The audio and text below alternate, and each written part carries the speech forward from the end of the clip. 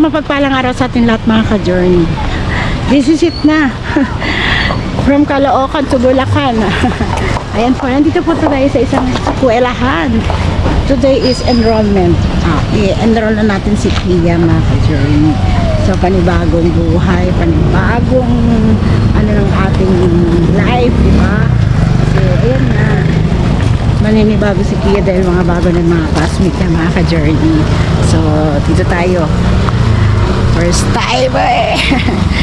Ilang ano na siya. Grade 6 na siya ngayon mga ka-journey. School na ikaw pa? Yes ko, ma. Wow. Pati ito yung short kay... ano?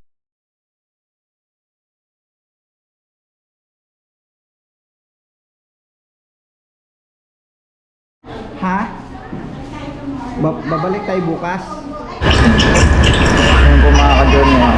Hindi na sa atin yung inaantabayanan yung tawag ng ano kay Pau Pau at saka sa kanya. Kasi dalawa sila dalawa sila ang magpa-check up mga ka-journey. Ngayon pag tinawag sa atin yung saka si Pau Pau, ako ang mag-asikaso kay Pau Pau at yung sa kanya. Abangan nyo na lang po yun. Nandun pag atin yung sinabangan ng ganyan ang tawag. Nandun sila o.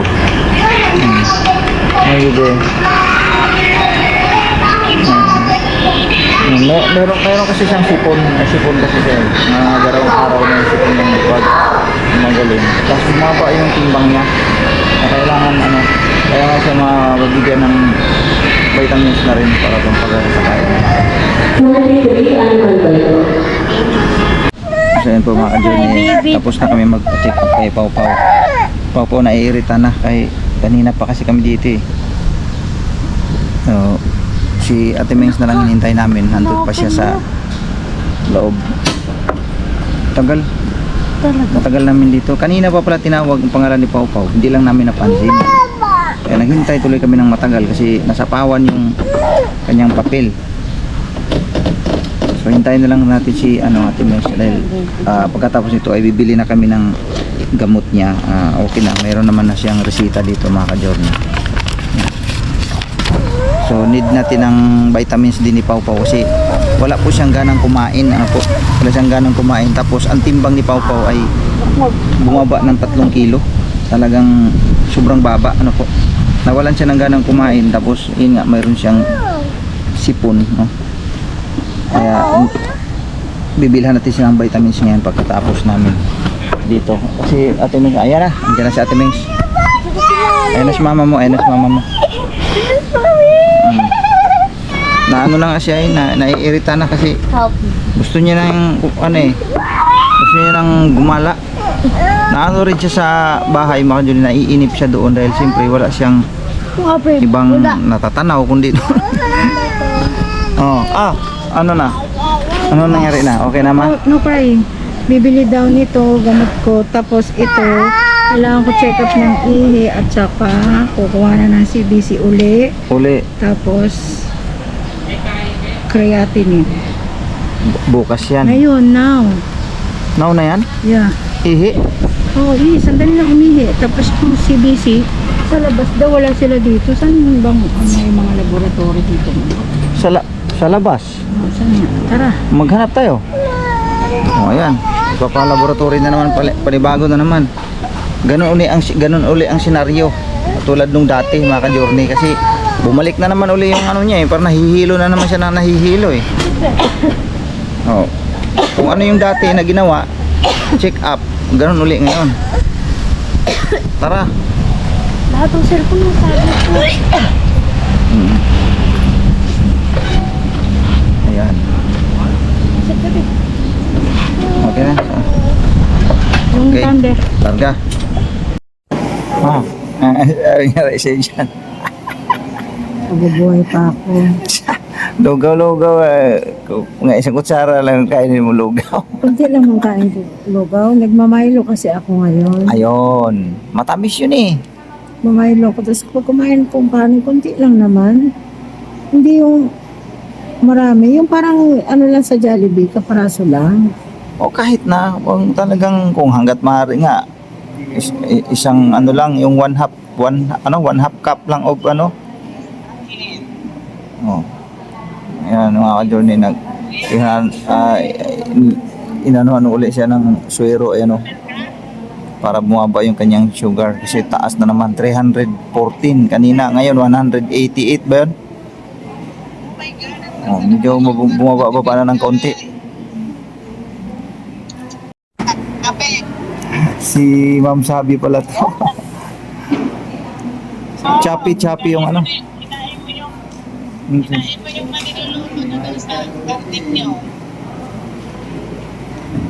Yung sa kantin daw.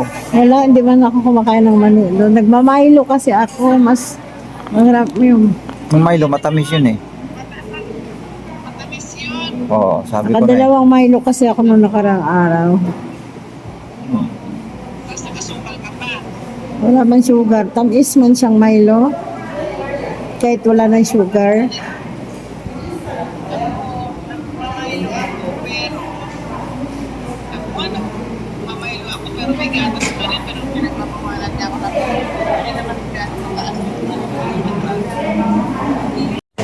Pirmahan mo daw lahat yan.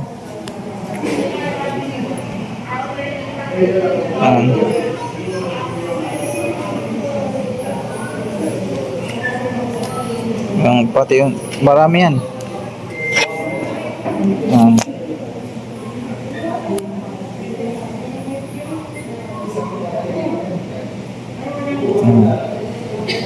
Makakalabas na tayo. Mag alas 11 na ng gabi. Tika. Dito. O yan.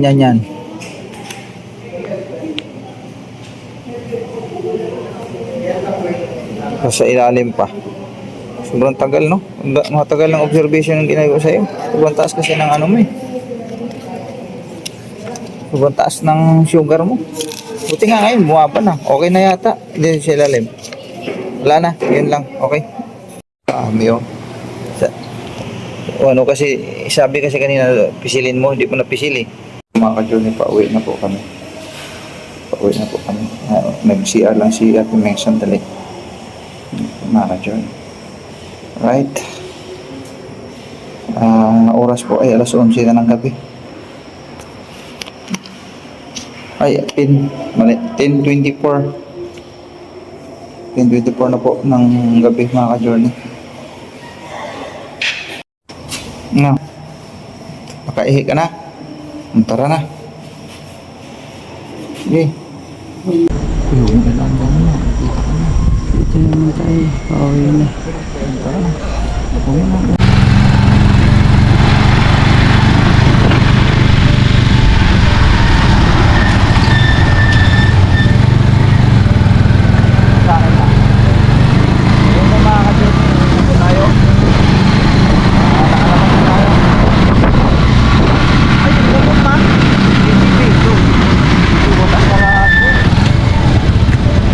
Natin itong gamot pala, nakalimutan ko.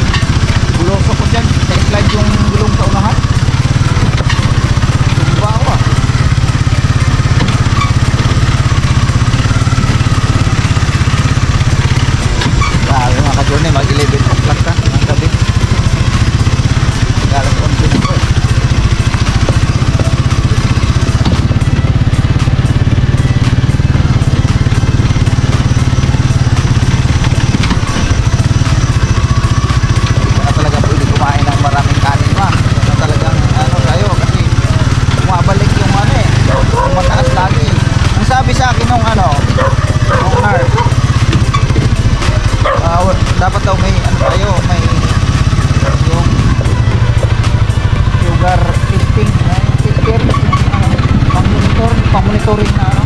Yan na rin, yan din yung sinabi sa akin doon tayo sa Caloocan eh. Kailangan daw mayroon daw tayong ganyan para napumonitor lagi ang sugar mo para makakainom ka agad ng gamot. Ibig sabihin matitrace lagi, hindi mo alam. Yan pala yung cause na ano ka, nahimatay ka dahil dyan, yung hindi na monitor yung sugar mo. Dapat natitrace lagi.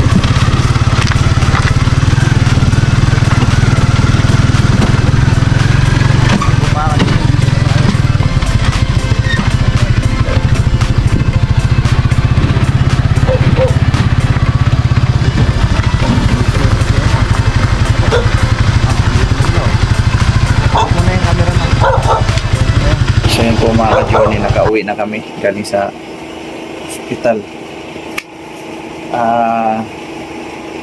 Dating gawi mga ka-journey, yung sugar, tumaas na naman yung sugar natin, Mengs. Kanina kasi nung kami ay nagpa check up kay Pau Pau, kasi nga may sipon si Pau Pau, 2 days na siya nagkaroon ng sipon. Pina-check up namin kasi nga siyempre para ma-resitaaan ng gamot tsaka vitamins, kasi bumaba ang timbang ni Pau Pau mga ka-journey kasi wala siyang ganang kumain. So ngayon natapos yung pagpapacheck up kay Pau Pau, na-off yung camera. So yun nga, pagkatapos ng pa-check up kay Pau Pau mga ka-journey, si Ate Mengs naman ang nagpa-check up kasi sabi niya parang follow-up check up na rin kasi nga may naramdaman siya nga parang nahihilo na naman siya ulit. Na parang nahihilo naman ako ulit, sabi niya ganun. Hindi nagpa-check up. Nung maya-maya lang, matapos siyang pumunta dun sa loob, hindi naman ako sumama kasi ikaw po, binabantayan ko. Ako nagbabantay, kami dalawa ni Kia. Paglabas niya, mga after 30 minutes siguro yun, mga halos 30 minuto, bumalik siya sa amin doon sa pinaradahan ko. Sabi niya, for emergency na raw siya kaagad dadalhin. Yan ang sabi ng doktor daw sa kanya. Hindi nagulat ako, bakit? Sabi niya, sabi ng doktor, for emergency na raw kaagad ako. Punta na raw daw ako sa ER kaagad kasi kailangan daw akong swiruhan. Sabi ko, bakit? Yung dati na namang nga raw, yung sugar niya ay mataas. Pinakita niya sa akin yung papel na hawak-hawak niya. Ang resulta doon sa pagpapa blood test sa kanya doon sa loob, umabot ang sugar niya 314. Di nagulat na naman yung kailangan ER ka na diretso. Pero naglalakad siya, pero ang mata niya mga ka-journey na tinitingnan ko, pungay na parang akala mo parang antok na antok. Yun ang nakikita ko sa mukha niya. Tapos naglakad naman siya. Ngayon, nauna na siya naglakad, hindi ko muna siya sinundan. Ayun, maya naalala ko, sabi ko, baka mamaya biglang bumagsak sa habang naglalakad kasi ang ER, ang mula doon sa pinag-check upan ni Pau Pau tawag niyan, yung outpatient department, doon mismo sa hospital na pupuntahan niya ay malayo pa. Maglalakad pa siya ng malayo pa talaga, tas medyo mainit pa. Kasi yun mga oras yung mga nasa alas 3 ng hapon na ata yun. Kasi ang tagal namin doon na natapos doon sa check up ni Pau Pau, inabot kami ng hapon talaga. Di sinundan ko siya doon. Kaya gusto ko rin malaman kung saan siya, kung sakaling ma-admit siya, alam ko kung saan siya pupuntahan. Kaya sinamahan ko siya papunta doon sa emergency room. Tapos yun, inanuhan kagad siya. Inanuhan kagad siya ng tawag nito, yung swero. Swero kagad siya. Tapos wala pa kaming bed, mga ka-journey. Wala pa kaming bed. Nakaupo lang siya sa isang tabi. Tapos hinatid ko muna yung mga bata dito sa bahay. Ay paano na rin si Pau Pau, pagod na rin. Walang nayayamot na nandun lang lagi sa sidecar nakaupo. Inuwi ko dito, tas pagbalik ko kanina, yun na nga, inasikaso ko siya doon, yung kung ano yung inuutos ng nurse. O ito, seryosohin mo na kagad tong papel na yung para sa PhilHealth niya. Trabaho ko agad. Sa dami rin po kasi ng tao, ang tagal din natapos. So madali sabi, na nakauwi kami, ano na, alas 10 na kami nakalabas, mga 10:30 na kami nakalabas sa ospital. Naka-journey, tapos travel pa kami dito, medyo malayo pa po. Kaya nakarating ka talaga kami dito, alas 11 na kasi dumaan pa kami ng pharmacy para bumili ng gamot niya. Tapos ang advice sa akin, talaga, kailangan ko na talaga bumili yung sa monitoring mga ka-journey, yung iniipit sa daliri para sa sugar, no? Pag monitor ng sugar, yun talaga sinabi sa akin. Kahit doon sa Caloocan pa ako, yun ang sinabi rin sa akin eh. Nung doon ay hindi ko pa nabili. Tapos pati yung sa mga pharmacy, sinabihan din ako noon. Dapat mayroon ka kuya, yung dito sa kamay. Natandaan ko yun nung bumili ako ng gamot niya nung nakarating kami ni Dudong sa bayan. Yun din ang sinabi sa akin nung taga pharmacy na bumili daw ako noon. Hindi ko pa nabili. Kaya kailangan mabili yun kasi yun talaga ang importante para ma-monitor yung kanyang blood sugar, mga ka-journey. So yun, antok na nga rin ako pati si Ate Medyo, bagsak na, tulog na nga si Ate Medyo kasi kasama si Pau dyan. Dito lang kami nahiga sa baba kasi sila Iya at si Dindin lang doon. Si Yasho hindi yun dito natutulog lagi, doon yun sa kabila na Kuya Mando. Laging katabi yun si RB niya. So yun mga ka-journey, hanggang dito na lang yung aming vlog, pagpasensyahan nyo na po yung aking vlog mga ka-journey dahil ito problema naman yung mga ganitong senaryo, pero sabi ko nga ako ako tag nito, sanay na ako. Bagaman minsan may mga pagkakataon na minsan mapaisip ka na lang. Ganoon talaga buhay. Ngayon, sabi ko sa kanya, huwag na kumakain ka ng marami kanin. Sabagay dito sa bahay, nakikita ko naman siya, kunti lang talaga ang kinakain niya. Na-trigger lang siya dun sa Milo. Na uminom siya ng Milo ng 2 beses. Sabi ko, iwas ka na dyan. Huwag ka nang kumain ng sobra-sobra dahil alam na natin yung kapasidad ng iyong katawan. Sakitin na sa madaling sabi. Yung gamot niya, ayan, may nabili ulit akong gamot. So, bukas na lang, sabi ko sa kanya, bukas na lang simulan pag-inom. Bukas, para simula. Kumbaga bukas, isang pang-umaga, tapos isang yung panghilo, ng nahihilo. So, 2 gamot inumin niya bukas. Pagdating ng tanghali, isa. Pagdating ng hapon, 2 ulit. Yung para sa hilo at saka yung metformin, yung pang-maintenance na talaga niya. Metformin, talagang pang-maintenance niya na po yun. So yun lang po mga ka-journey, salamat na napakarami. God bless po sa ating lahat. Bye-bye.